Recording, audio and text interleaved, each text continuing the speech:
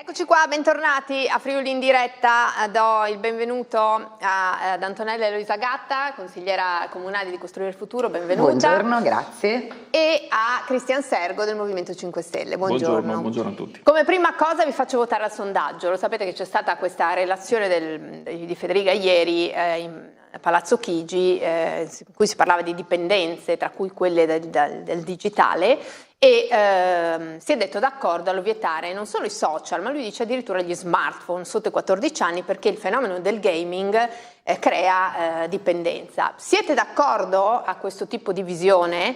Parto da lei, Sergo? Come volete. Ma siamo d'accordo. Allora, se io credo che in questo mondo, non solo in Italia, ci siano persone che studiano queste cose molto più del Presidente della Regione, di me e di tanti altri che se ne stanno occupando. Se ci sono evidenze, tra virgolette, non voglio dire scientifiche, ma insomma studi e quant'altro, che limitare i social porti a dei benefici ai 14enni, benissimo. Siamo tutti d'accordo, facciamolo anche domani mattina, anzi, anche subito. Il problema forse non è tanto limitare i social tout court o vietare a un ragazzino di usarli, perché tanto poi, voglio dire, sono 30 anni che certi siti non dovresti guardarli se sei maggiorenne e sappiamo benissimo che i ragazzini anche sotto i 18 anni riescono a guardarli comunque. No, magari si dovrebbe controllare cosa si mette all'interno dei social per fare in modo che un ragazzino, anche che volesse usarli, perché poi 14 anni sono anche tanti, il problema qua è che gli smartphone ormai ce li hanno anche bambini molto più piccoli di 14 anni. Lì è un altro problema, perché un ragazzino che volesse anche socializzare, diciamo così, e usare questo metodo con propri coetanei, potrebbe anche farlo in maniera normale. Il problema poi è cosa ci trova dentro, chi ci trova dentro, quali contenuti ci trova. Allora lì la società, la politica, i gestori dei social dovrebbero fare uno sforzo per renderli inermi agli under 14 e io direi anche agli over 18, perché fanno tanti danni spesso e volentieri anche a persone sopra i 18 anni, perché bisogna dire la verità anche su questo. E voi che siete, diciamo, vi occupate di informazione, sapete anche a cosa ci stiamo riferendo. Per cui, come detto, è facile dire evitiamo i social agli under 14 anni, cosa dovrei dire? Di sì, visti i danni che fanno, visto quello che possono trovare, va benissimo. Io non accetto l'uso dei telefonini a scuola, cioè è una cosa che secondo me non dovrebbe essere. Noi diciamo non li avevamo, anche perché se li avevamo potevamo solo telefonare all'epoca, non c'era ancora internet sui cellulari. Però vedere ovviamente anche ragazzini che durante le lezioni usano, scrollano, si mandano messaggi, questo è inaccettabile, però purtroppo succede. Allora, se vogliamo vietare determinati usi e soprattutto contenuti, sono assolutamente favorevole. Ok, lei? Io devo dire che sono favorevole lì dove lo intendo come un resettare il sistema. Mi spiego meglio. Noi siamo stati investiti, travolti proprio, sia come adulti, quindi come genitori, che i ragazzi siamo stati travolti da questo mondo social e digitale cui noi genitori non eravamo assolutamente preparati, bisogna dire la verità. Cioè, quando noi abbiamo come esempio la nostra vita adolescenziale e noi non ce l'avevamo, quindi in qualche modo il nostro metro di paragone è un qualcosa di talmente lontano dalla realtà di oggi che in qualche modo non siamo stati educati, abituati, istruiti sull'uso dei social, sull'uso di internet e quindi su quello che deve essere poi il loro utilizzo in età scolare, post-scolare, diciamo dall'adolescenza in poi. C'è da dire che l'iperconnessione digitale nei fenomeni preadolescenziali è oggi un vero e proprio problema, nel senso che tu giustamente dicevi che non abbiamo gli studi, diciamo, scientifici, o meglio, non abbiamo in realtà proprio in occasione di questa presentazione è stato presentato lo studio su quelle che sono le nuove dipendenze dei nostri giovani proprio alla Camera e al Senato, e tra esse indiscutibilmente purtroppo c'è l'uso del digitale. Questo cosa significa? Perché innanzitutto? Perché è fuori discussione che questi algoritmi, e poco sta a dire che non per niente negli Stati Uniti c'è stata la vittoria di una adolescente contro i grandi sistemi, le grandi case, Facebook piuttosto che altri social, perché l'algoritmo fa in modo che il tuo cervello, sia esso nel gaming, sia esso nell'algoritmo social, fa in modo che il tuo cervello, esattamente come per le caramelle quando hai voglia di un dolce, si crea un fenomeno di dopamina nel cervello per cui vittoria e, come dire, e riutilizzo. I minuti sempre più brevi, tu poco fa hai detto scrolliamo, quanto dura? Io l'ho visto e devo dire è una cosa abbastanza inquietante vedere quanto poco il cervello di questi bambini, ragazzini o adolescenti riescano a rimanere concentrati, perché tanto non mi importa, vado avanti, fino ad arrivare all'assurdo e ovviamente allo sconcerto dell'incidente di quel ragazzo che investe la ragazzina 14enne che muore sull'asfalto,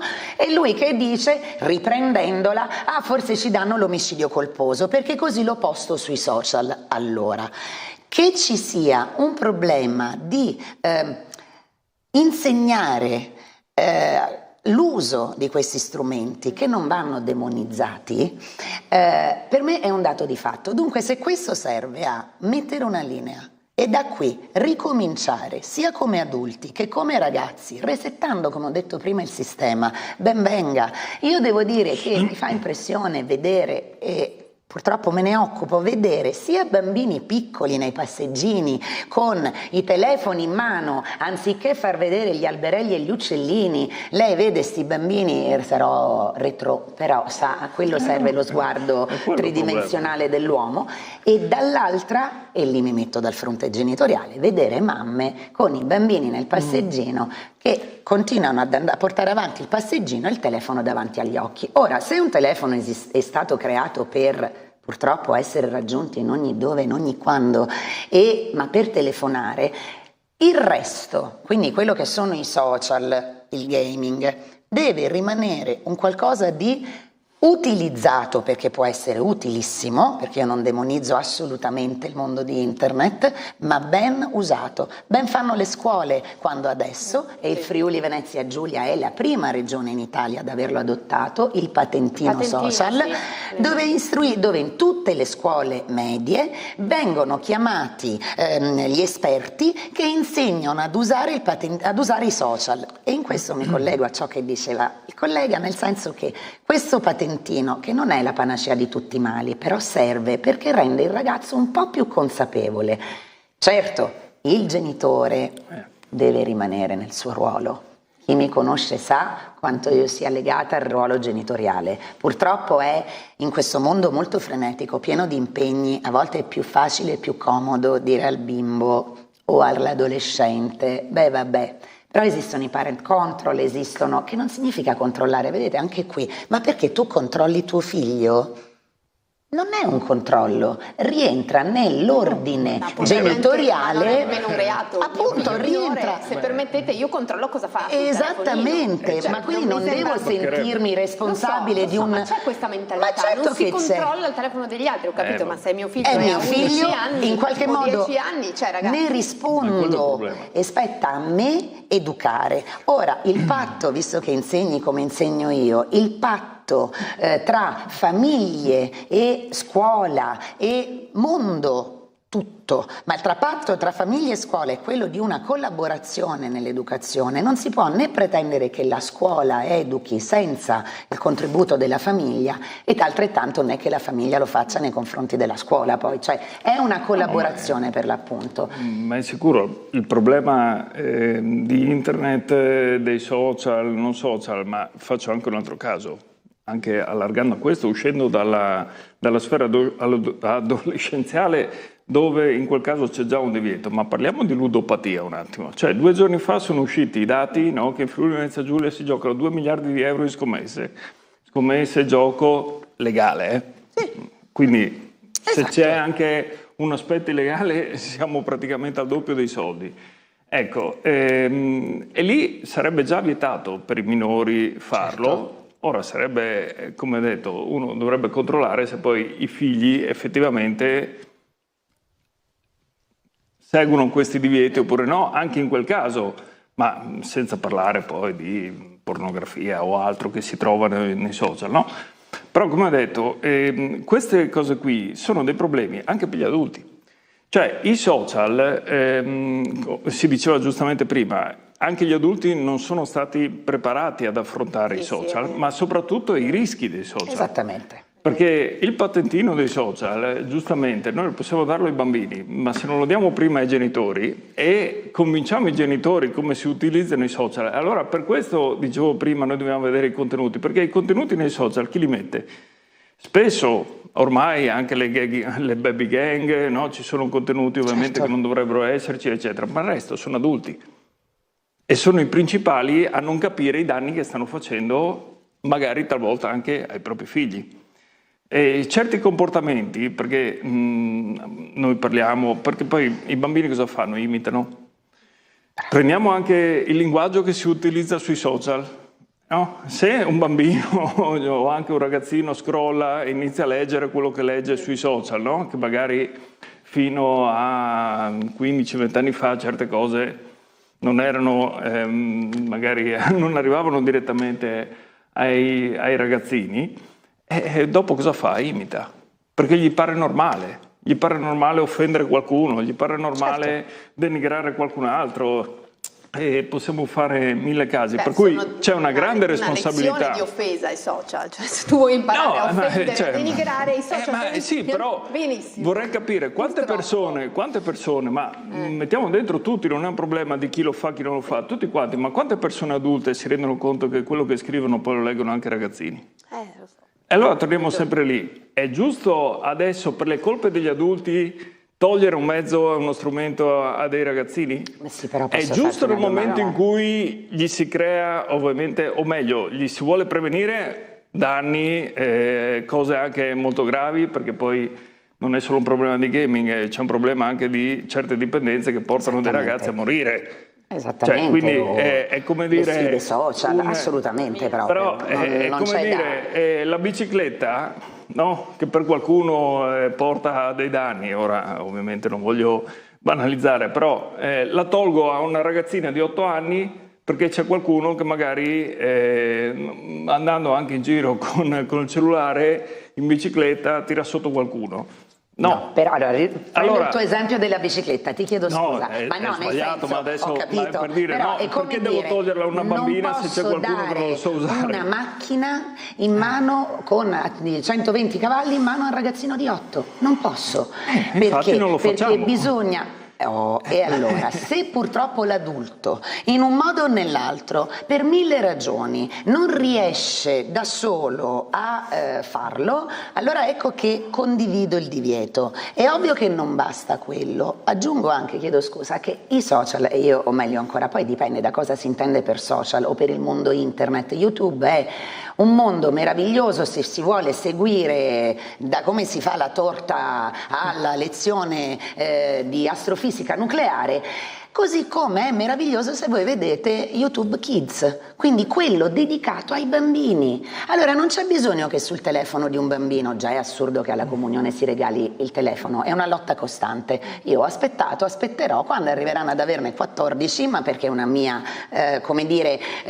avendo visto i danni che comporta quel mondo, e non da oggi, negli ultimi 15 anni, e allora devo dire che, visto che nessuno è morto di noi senza l'utilizzo dei social, visto che nessuno di noi è stato più stupido senza l'utilizzo dei social o del telefono, di internet, di tutto il mondo che lo smartphone porta, che si aspetti i 14 non ne vedo un gran dramma, anche perché si inizia ad avere quella consapevolezza che l'offesa è un'offesa, a 10 anni puoi non averla, a 14 inizi ad avere un minimo di struttura e inizi a comprendere che alcune cose si seguono, altre no, e per un genitore è un po' più semplice richiamare, non ho detto facile, semplice richiamare il figliolo al controllo quando ne ha 14, e perché inizia ad avere tanti altri interessi per avere del tempo impegnato. D'altro canto esistono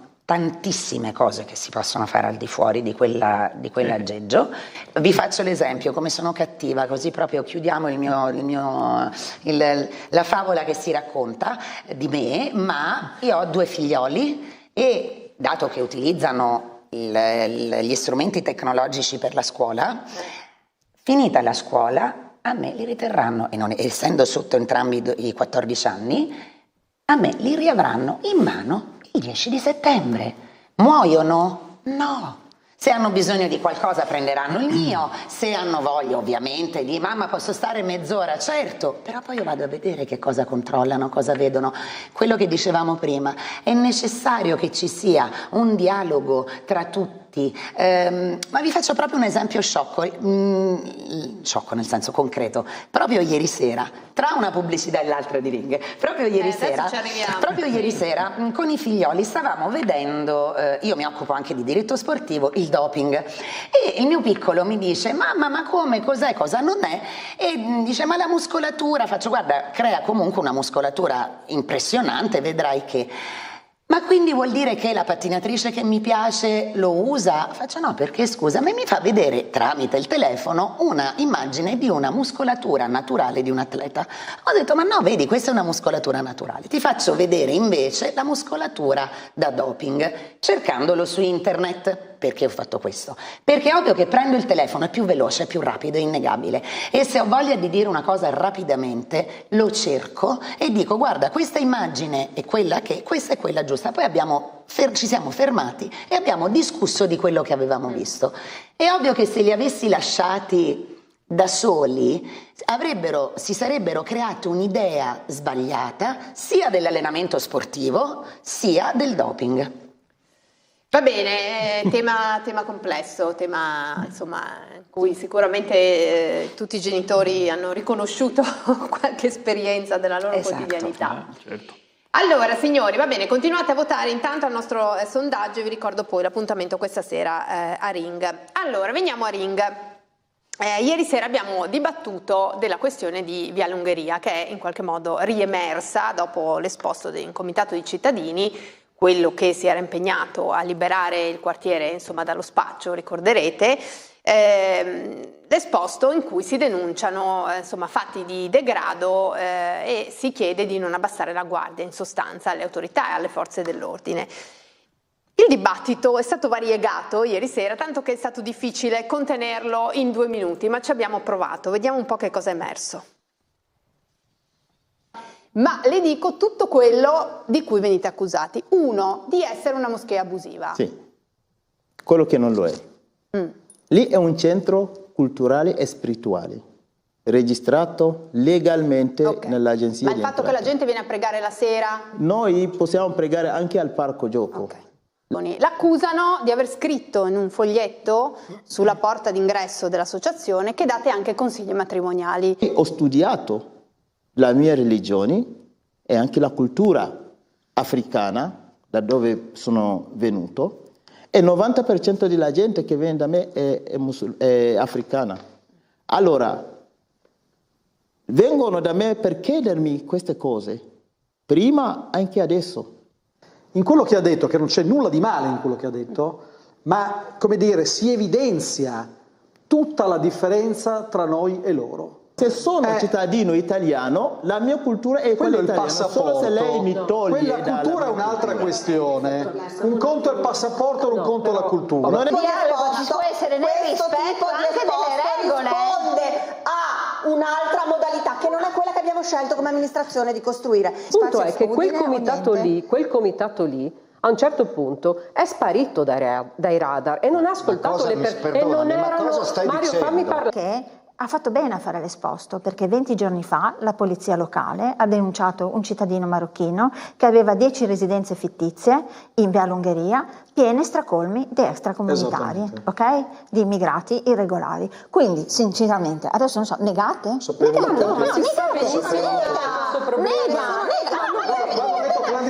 adesso per un momento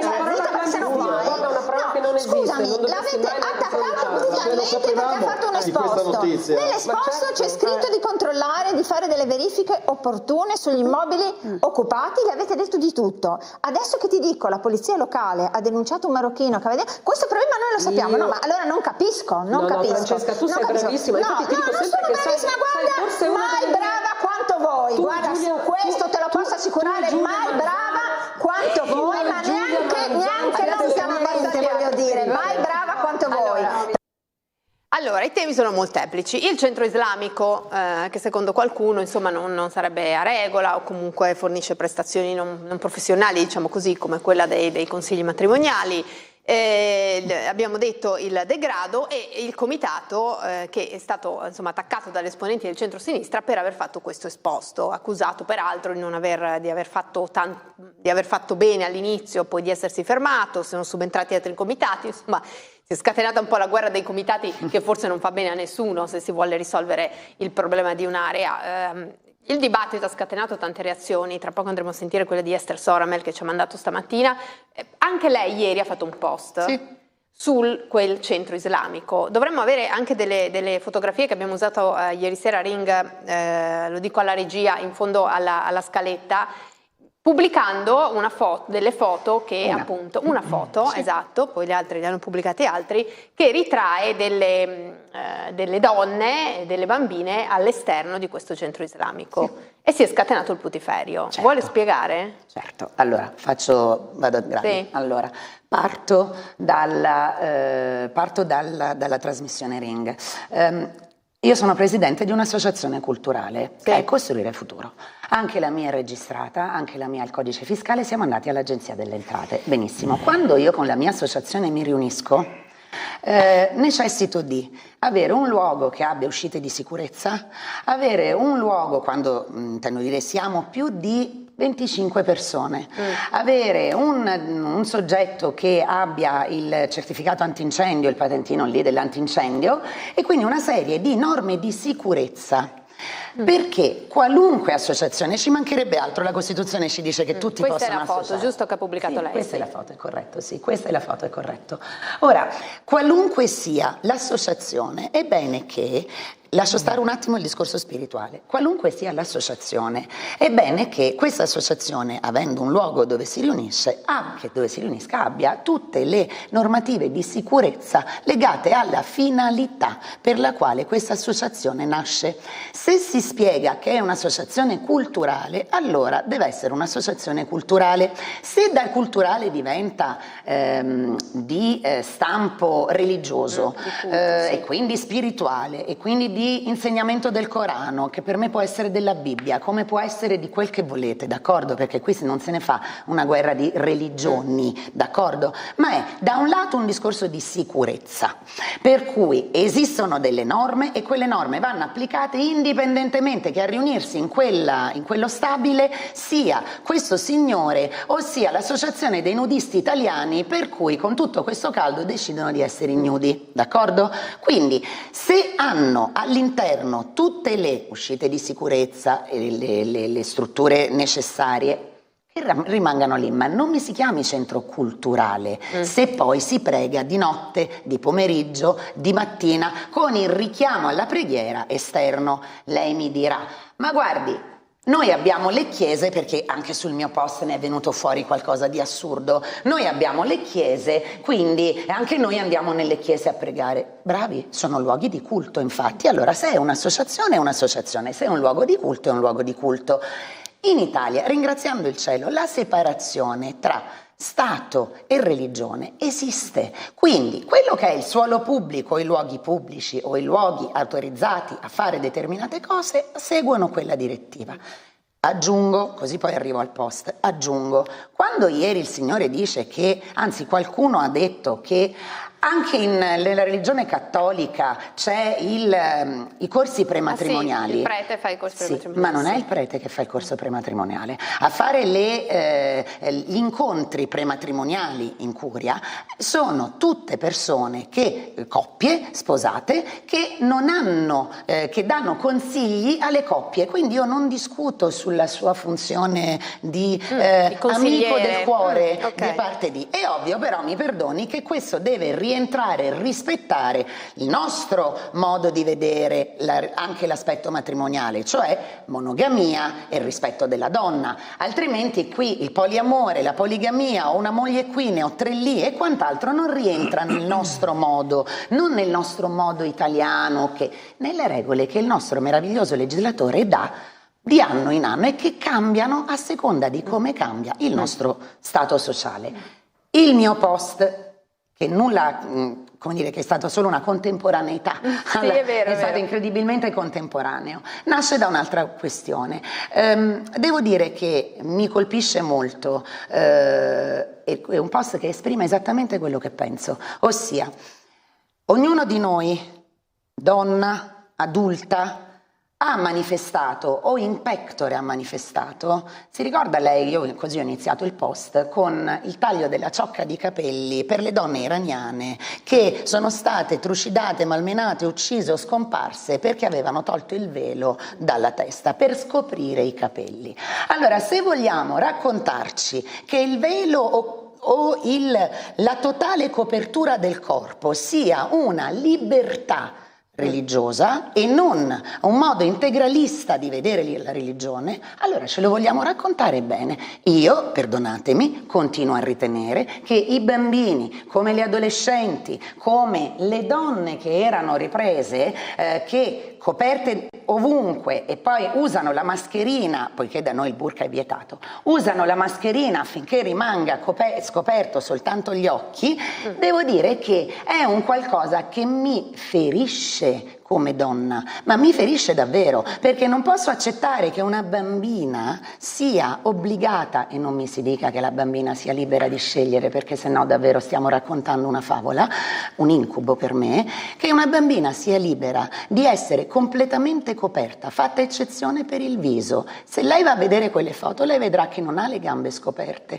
che molto probabilmente non ha le mani scoperte, perché quello è l'integralismo. Allora che poi sia davanti, mi perdoni, che sia davanti a quel luogo, e io che ci posso fare? Quello è il luogo, lì le ho viste, lì sono state fotografate. Quindi devo dire, se davvero il signore presidente di quell'associazione culturale italiano e cittadino, e che quindi non risponde al Corano ma risponde alla Costituzione italiana, almeno per quel che riguarda la vita comune, d'accordo? Se quella persona piano piano sta cercando di spiegare che quell'atteggiamento non aiuta l'integrazione e non aiuta il principio della libertà di pensiero che noi abbiamo come mondo, allora devo dire che non sta facendo bene il suo professato desiderio di integrazione di quel mondo con il nostro, perché io credo nell'integrazione. Vabbè. No, ma è perplesso, Sergo. Ma non sono temi che non mi hanno mai appassionato, devo dire la verità. Ah, ok, va bene, cambiamo tra un po'. No. Suggerisce a lei, la prossima volta. Sì. Ma perché io la vedo molto semplicemente. Se questa associazione non rispetta le leggi italiane, allora sono giusti gli esposti, sono giuste le segnalazioni, sono giuste tutte le possibili azioni poste in essere da cittadini che evidentemente prima di diventare comitato avranno anche cercato altre vie, immagino, magari anche da soli, saranno andati da carabinieri, da polizia, da qualcuno a fare determinate segnalazioni, come avveniva anche con gli spacciatori, no? Con gli spacciatori cosa è successo? Si sono mossi dei cittadini perché evidentemente sono lì H24 o quasi, vedono determinate cose, fanno determinate segnalazioni, sono arrivate le forze dell'ordine, hanno fatto delle operazioni, non voglio dire hanno eliminato il problema perché poi quello diventa più difficile eliminare, ma tante volte abbiamo sempre detto l'importante poi è che non lo eliminiamo in Via Longheria per spostarlo da un'altra parte, perché poi da Via Longheria abbiamo iniziato ad avere l'attenzione sull'ex Piave, poi chissà quale altro quartiere sarà, perché torno sempre a ribadire, se noi non andiamo alla fonte del problema e ci occupiamo solo di quello che succede a valle, possiamo risolvere momentaneamente quello che succede a valle, ma se la fonte continua ovviamente il suo corso, prima o poi torna a valle. E la fonte, in questo caso, parlo della droga un attimo perché il comitato ovviamente ne era sensibile, è che le persone spesso e molto spesso italiane continuano a drogarsi e queste persone vengono mandate spesso, molto spesso da italiani a vendere la droga agli italiani e non questi del centro, sto parlando di spacciatori, che sia chiaro. Quindi diciamo tutte queste azioni che devono combattere la illegalità nel nostro paese devono essere portate avanti dai cittadini in primis, perché sono i primi a viverle sulla propria pelle, a essere preoccupati per la propria situazione, per cui non c'è da demonizzare alcun tipo di iniziativa di questo tipo. Poi, ripeto, da lì a parlare di tante altre cose e lì iniziano le perplessità, no? Perché quando sento parlare di libertà, non libertà, culto, non culto, sì, è vero, noi abbiamo le chiese, ma noi in chiesa non possiamo andare con le ginocchia scoperte. Lei in chiesa vestita così, sì, forse ce la fa. Ma infatti è una chiesa, hai ragione. Non si può. Ma sì, però è una chiesa, ha ragione, però ovviamente tante cose poi da quel dettame si sono portate avanti per anni, se non secoli nella nostra società, perché per vedere nel 2026 il divorzio c'è. Per vedere una ragazzina o ragazza anche del sud del nostro paese girare con una minigonna, credo che siano passati secoli e secoli di cultura e di civiltà. Quindi torniamo indietro allora? No, non torniamo indietro, ma ci si arriva con le cose. Allora, è perché ci siamo passati anche noi. Ci siamo passati anche noi e noi dovremmo saperlo. E noi dovremmo saperlo. No, qui se no veramente entriamo poi in ragionamenti. No, tu allora non lo so se hai frequentato il sud, se frequenti il sud, se hai parenti al sud, eccetera. Allora non mi dirai che le bambine del sud sono libere di truccarsi, andare in giro, o certe bambine ancora oggi del sud sono libere di truccarsi, di andare in giro in minigonna, di andare in giro scollate. Noi lo vediamo anche nelle scuole. Noi lo vediamo anche nelle scuole di poter appunto, ma allora e dov'è la libertà di una bambina che vuole mettersi a minigonna? Allora partiamo da lì. Allora, prima di giudicare gli altri, partiamo da quello che abbiamo sempre fatto noi, quello che continuiamo a fare anche noi. Decidiamo cosa è giusto, cosa è sbagliato, però dobbiamo tirare una linea e decidere chi sta di qua e chi sta di là, che sia musulmano, israeliano, ebreo, tutto quanto vuoi. Perché non si possono strumentare le situazioni. Prima sentivo parlare dell'Iran, mi è venuto in mente quello che pochi mesi fa abbiamo vissuto tutti quanti, no? Quando si parlava del non far partecipare Israele ai mondiali di calcio, no? Chi era favorevole, chi era contrario, chiaramente parti politiche o diciamo persone che la vedevano politicamente in un modo erano favorevoli, persone che erano politicamente da un'altra parte erano contrari. Benissimo. Con l'Iran, 4 anni fa, era il centrodestra a chiedere l'esclusione della nazionale iraniana dai mondiali.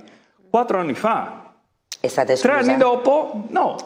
Però l'ha chiesto. 3 anni dopo, chi lo chiedeva? Ovviamente per Israele, per motivi, non voglio dire più gravi, perché per me tutti i motivi sono gravi se poi andiamo a vedere, no, veniva demonizzato, e perché non si può chiedere, perché la politica non deve entrare nello sport, eccetera. Allora, se noi dobbiamo fare ragionamenti strumentali, allora non ci sto. Se dobbiamo fare ragionamenti, diciamo, sulla libertà delle donne, che vengono anche lì obbligate a coprirsi, a usare il burqa, a andare in spiaggia vestite, perché ovviamente questi discorsi ormai li ho sentiti fare per 15 anni in regione, in una regione che da 8 ormai è a guida leghista, no? Se ne fa una volta al mese di questi discorsi, però senza mai risolvere il problema. Mai. Se non quello di dire, abbiamo una legge che vieta di coprire il volto? Sì, c'è una legge in Italia che ti vieta di entrare nei luoghi pubblici col volto coperto, c'è già. E vedo parlamentari che dicono bisogna fare una legge, guarda che c'è già, solo che non la applichi. Ci sono associazioni che aprono e fanno altre attività? Ci sono leggi che glielo impediscono? Sì, bisogna applicarle. E chi le deve applicare? Nella fattispecie, e qui vengo dalla tua, il comitato che ieri è stato oggettivamente preso in modo, è stato, non dico aggredito, perché no, però sicuramente redarguito nell'aver presentato da una parte degli ospiti di ieri, nell'aver presentato questo esposto come se avesse tradito chissà quale mandato da parte del quartiere. Sono d'accordo che quel comitato aveva e ha una funzione di capacità di controllo, è una cosa brutta, di mantenere gli occhi sul territorio perché lo vive. Quindi se quel comitato ha ritenuto giustamente di dire c'è qualcosa che non va, faccio un esposto, neanche una denuncia, vado lì e chiedo. Ora, devo dire, la buona, sana, vecchia educazione ti portava a dire che ogni luogo ha il suo abbigliamento, e qui vengo dalla tua quando mi dici perché non devo mandare a scuola la bambina con la ragazzina. No, non devi. Non puoi. In certe scuole non puoi. In certe scuole hai un regolamento dell'abbigliamento. Ora, a meno che non si torna al grembiule che serviva ad esempio per evitare le classi sociali, chi aveva tanto e chi aveva poco, si metteva quindi un abbigliamento, chi troppo formale o costoso, chi meno, e allora si usava il grembiulino per evitare questa distinzione, si era tutti uguali. Allora in qualche modo si arriva proprio a delle devo dire, io l'unica cosa rispedisco al mittente l'idea che nel sud Italia le bambine vengano vestite come in quel modo, perché mi perdoni, guarda, se vuoi quest'estate quella foto è stata fatta non più tardi 2026, quindi venirci a dire che nel 2026 di quanto vogliamo tornare indietro? 50 anni probabilmente, ma io così non le ho mai viste. Guarda, mia mamma era meridionale e di sicuro non era mai stata vestita così, anzi tutt'altro, quindi per cortesia non mescoliamo l'uno e l'altro, perché non ho mai visto, e sfido chiunque a inviarmi fotografie di bambine, ok? Non di adulte, di bambine. Sfido chiunque a inviarmi fotografie del Novecento. Facciamo un secolo almeno o vogliamo arrivare al Settecento? Facciamo dell'ultimo secolo che fossero vestite in quel modo. Lancio la sfida, guarda. E io ti sfido a trovare una foto di una bambina del sud di minigonna che gira tranquilla per la città col suo fidanzato. Guarda, te la mando quest'estate, visto che scenderò. No, del 2026, ti ho detto. Di quando? Di quanti anni vuoi tornare indietro? Però io ti ho detto, sono passati quanti anni prima di arrivare lì? Quanto tempo ci abbiamo messo? 2026. E quindi se però noi abbiamo avuto un percorso ok, che ci ha portato ad avere un allargamento umano, a quel punto piano piano. Sì, io infatti il presupposto è stato, se quel centro culturale vuole definirsi tale, allora è giusto che piano piano per l'integrazione. Ma ieri, dato che anche ieri il Signore non ha perorato così profondamente il pensiero o almeno questo mi è parso, il pensiero di integrazione a livello costituzionale, io mi auguro davvero, perché conosco quel signore, io mi auguro davvero che quell'associazione sia un'associazione culturale, che se lì si prega si vada a verificare che possa essere un luogo di culto, e tutto quello che, come hai detto tu, se c'è una normativa che venga rispettata, appunto. Aspetteremo i risultati di questo esposto. Sì, ha detto anche che ha chiuso, perché all'inizio aveva la denominazione commerciale, lui non lo sapeva e quindi è stato chiuso per un periodo, finché è stata cambiata la denominazione, sono state sistemate le carte e ora... Ma questa è l'integrazione. Esatto. Seguire le leggi di un paese, non decidere quale cultura portare avanti, quale no, quale religione portare avanti o quale no. Va bene, fatto sta che la discussione di ieri sera ha suscitato diverse prese di posizione. Andiamo a sentire 2 minuti della segretaria cittadina dei Fratelli d'Italia, Esther Soramel, che in particolare non ha gradito gli attacchi al presidente del comitato, a Mario Cecchini. Sentite. Devo dire che sono rimasta particolarmente sconvolta dalla dal comportamento tenuto ieri dalle consigliere comunali Peratoner e Fiore, che fino a prova contraria sono 2 amministratrici. Mi ha sconvolto il trattamento, il comportamento aggressivo che hanno avuto nei confronti del signor Cecchini, che è un cittadino e quindi un loro amministrato, che si è fatto portavoce di altri cittadini, cioè di loro amministrati, e che semplicemente hanno avuto l'ardire di segnalare alle autorità competenti dei problemi che vivono quotidianamente, fatti oggettivi, non illazioni. E per questo quel cittadino, a nome di quel comitato, è stato tacciato di essere un fomentatore di odio, cioè chiedere il rispetto delle regole e la tutela dei propri diritti viene considerato dalle consigliere Fiore e Peratoner come una incitazione all'odio. Io non so se è chiara la gravità di queste affermazioni, ma la colpa più grave del comitato presieduto da Cecchini, ieri sera la consigliera Fiore è stata esplicita nel sottolinearlo, è stata quella di essersi allontanato dagli altri circoli, in particolare dal circolo Miss K presieduto appunto dalla consigliera Fiore. Il messaggio quindi è chiarissimo: cari cittadini, o state con loro o diventate dei nemici, dei fomentatori d'odio. Quindi o la pensate come loro o venite immediatamente giudicati e condannati come brutte persone. Condivide? Ma guardi, io ieri devo dire ho espresso solidarietà al presidente del comitato, perché l'immagine di ieri non è stata una bella immagine, soprattutto per chi come me era presente in questi studi quando era nato quel comitato, e il giubilo con cui era stato accolto da tutte le forze politiche e ovviamente da quelle forze politiche di maggioranza che riconoscevano al comitato una presenza costante. Ora non comprendo perché lì dove la strada sia la stessa, allora quel comitato era un comitato fatto di cittadini per bene, meraviglioso, che doveva sostenere il quartiere. Lì dove quel comitato ha cercato di comprendere cosa stesse succedendo in un'area della città, e non solo per quello, cioè l'esposto non è solo su quell'associazione, anzi l'esposto è su vari aspetti della città e sull'ennesimo degrado, allora in qualche modo è il solito discorso: vabbè, ma avevano caldo?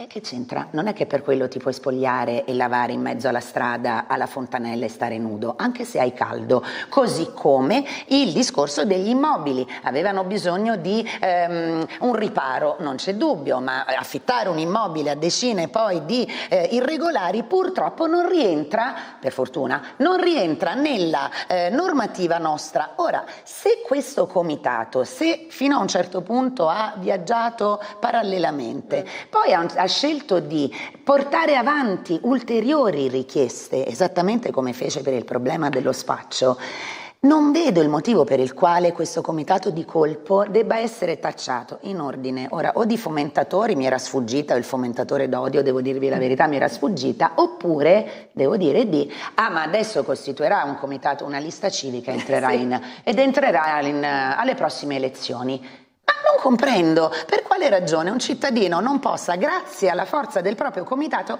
portare avanti anche l'esposto. E qui le domando: quando anche alle prossime elezioni fosse candidato, è espressione esattamente come la Fiore, esattamente come la Peratoner, come me o chi era presente ieri negli studi televisivi, è espressione di una fetta della popolazione. Se verrà votato vuol dire che ha portato avanti delle richieste legittime oppure no, ma l'idea di vabbè, allora creerai la tua lista, tanto lo vedremo, ma con un tale tanto lo vedremo allora alle prossime elezioni con una lista civica, ma non era un invito a farlo. Ok. Senta, da esterno, Sergo, come lo vede il dibattito politico qui in città? Chiudiamo così. Anche la questione regione, comune, cioè come politicamente, com'è il livello del dibattito? Altri scenari. Guarda, no, dico solo una cosa pranzo, sui comitati e la politica, perché alla fine verrebbe facile una battuta, perché soprattutto il centrosinistra, diciamo, probabilmente viene da lì la battuta buttata lì, perché aveva il comitato degli autostoppisti e abbiamo un assessore che faceva questo. C'è il comitato Mansi e c'è un consigliere comunale, presidente di una commissione. No, probabilmente sanno che evidentemente così si fa, insomma, ecco. Ha fatto qualche comitato lei, Sergo? No, io no, non ho avuto bisogno, perché ho avuto già un movimento direttamente, ho scelto quello prima di aderire a qualche comitato, ma no, sul dibattito, allora io, come dicevo prima, ci sarebbe tanto da dire, è facile strumentalizzare tante cose. Stamattina c'era la polemica sulla stazione di posta, no? Degrado, quant'altro, ma chi l'ha scelta la stazione di posta via Cossignacco? Forse la consigliera se lo ricorda, perché lei c'era in consiglio comunale. No, mi dispiace, io non c'ero. No, il consiglio comunale. Sì, non l'abbiamo. Chi l'ha scelta? No, ho detto c'era, nel senso, forse lo sa, ma chi l'ha scelta? L'ha scelta De Toni? No, pensavo mi dicessi io c'ero quando è stata scelta. No, c'era come consigliera comunale. Non dell'epoca, io non c'ero, ma di oggi perché allora, chi l'ha scelta? L'ha scelta De Toni, l'ha scelta Venanzi, l'ha scelta Marchiol, chi l'ha scelta? Scelta a centrodestra. Quando hanno chiuso il teatrone, il teatro, perché c'era gente che andava a dormire lì, ha detto no, li manderemo dove? In via Cossignacco. Quindi chi ha scelto quell'area? E cosa ha fatto il centrodestra per prevenire tutto quello che poi adesso sta denunciando che si è fatto? Perché se il centrodestra avesse predisposto l'illuminazione, sistemato l'aria, tolto il degrado, previsto la sicurezza, posso capire, uno fa polemica dopo 4 anni, quindi dice non c'è, ma il centro-sinistra lo deve fare. Ma lo deve fare. Esatto, bravo Giorgio. Ma è facile fare le opere e non prevedere la manutenzione, perché poi è la stessa cosa, uno fa le opere e poi non prevedi la gestione e la manutenzione, allora dici sì, scusa un attimo, ma per far capire il livello in cui siamo arrivati, ogni cosa viene strumentalizzata a prescindere. Poi vai a fare un ragionamento e dici vabbè, ok, adesso io però devo risolvere i problemi che hai causato tu. Benissimo, dammi anche il tempo di farlo. 3 anni però, perdonami, ora va bene tutto. Vabbè, ma dammi anche il tempo di farlo, io non posso capire. Visto che è stato un testimone che è stato passato da un'amministrazione all'altra, perché io non c'ero quando è stata scelta, io sono stata eletta nel 23 per la prima volta nel comune di Udine. Era già nel 22. Nel 23 io, come? No, appunto, era del 22. Appunto, quindi io pensavo fosse già detto. Nel 23 io sono stata eletta per la prima volta, quindi è un testimone che evidentemente dall'amministrazione di Fontanini passa all'amministrazione di Toni. Aspetta, nel momento in cui l'amministrazione di Toni non solo accetta quel testimone, ok? Perché poteva scegliere di non accettarlo, ma giustamente accetta quel testimone per una politica che porta avanti e quindi lo eredita dal centrodestra. Aperto, come dicevi tu, nel 22. Ora, se dal 23 al 26 purtroppo l'unico ulteriore sviluppo è stato l'aumento della stazione di posta, per cui c'è l'inaugurazione adesso, e la parentesi della guardia giurata è stata in questo momento sospesa, ecco perché parentesi, toccherebbe probabilmente all'amministrazione che riceve il testimone lì dove decide di mantenere quel progetto, migliorarlo in tutta la sua struttura. Quindi, oppure trovare un'altra zona. Oppure trovare un'altra, ci mancherebbe. È stata inaugurata la ristrutturazione della stazione di posta e quindi vediamo se le cose andranno bene. Abbiamo visto prima le immagini in diretta, insomma, con le dichiarazioni e tutto, vediamo se proseguirà meglio. Va bene, vi mando a pranzo. Grazie Cristian Sergo. Grazie a voi. Grazie Antonio.